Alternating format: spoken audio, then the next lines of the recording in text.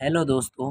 आज हम लोग सीखने वाले हैं data input and output functions in full explanation.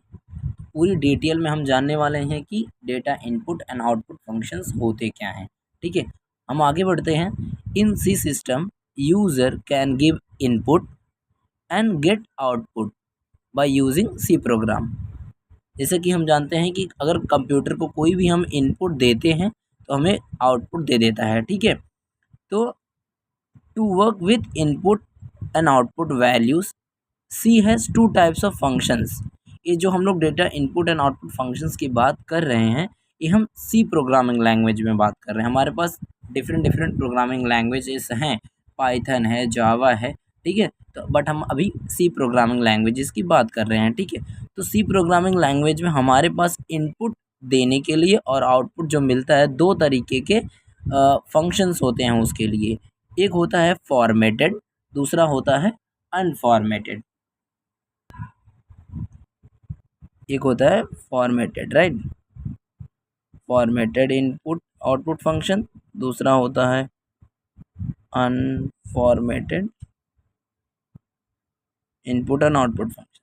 तो फॉर्मेटेड से हमें क्या समझता है, जिसका प्रॉपर एक स्ट्रक्चर्ड एंड स्पेसिफिक सिंटैक्स होता है।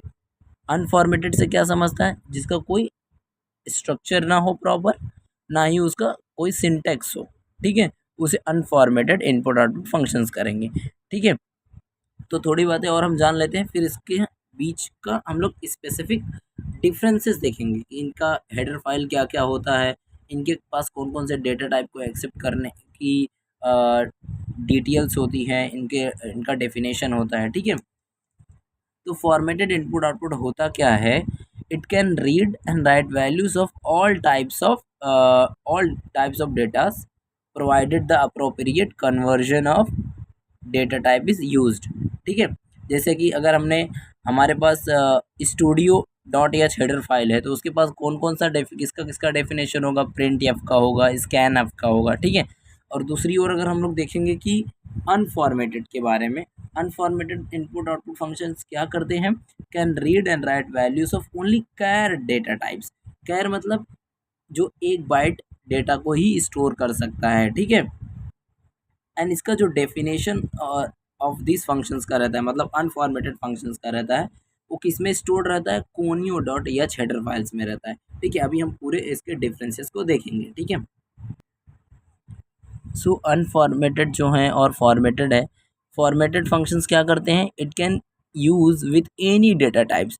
जैसे कि वो हो सकता है इंट हो सकता है कैर हो सकता है फ्लोट हो, एनी डेटा टाइप। जबकि जो अनफॉर्मेटेड होता है, it can use with only char type का। ठीक है, जो कि एक बाइट ही स्टोर कर पाता है कैरेक्टर को। ठीक है, हम दूसरा डिफरेंस देखते हैं क्या है इनमें। दोस्तों अब हम आगे बढ़ते हैं।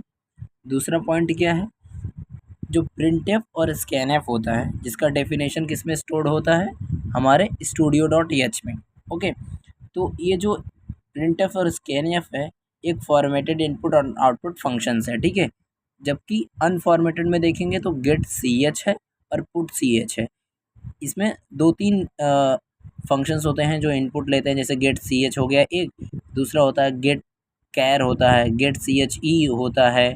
ठीक है, वैसे ही उसके respective put C H E, put C H, put char होते हैं। ठीक है, तो इनका जो डेफिनेशन होता है, this function is stored in studio dot H में।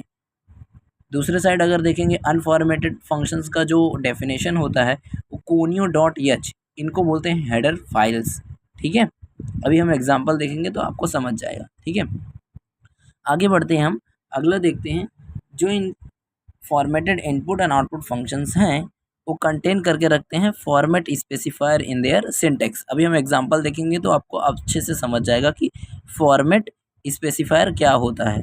आपको इतना याद रखना कि फॉर्मेटेड में फॉर्मेट स्पेसिफायर होता है उनके सिंटेक्स, मतलब उनके स्ट्रक्चर में। जबकि दूसरी तरफ देखेंगे अनफॉर्मेटेड इनपुट आउटपुट फंक्शंस में do not contains format specifier in their syntax. ठीक है, तो मैं अभी एग्जांपल देखते हैं। फिफ्थ पॉइंट जो हमारा होगा वो एग्जांपल होगा। देखते हैं example formatted input output functions के। तो हमने क्या किया है, पहले हमने क्या लिख दिया है, हैशटैग इंक्लूड studio.h, ये हो गया हमारा हेडर फाइल। फिर void main हमने लिख दिया, जो कि इम्पोर्टेंट सिंटैक्स होता है इन सी प्रोग्रामिंग लैंग्वेज।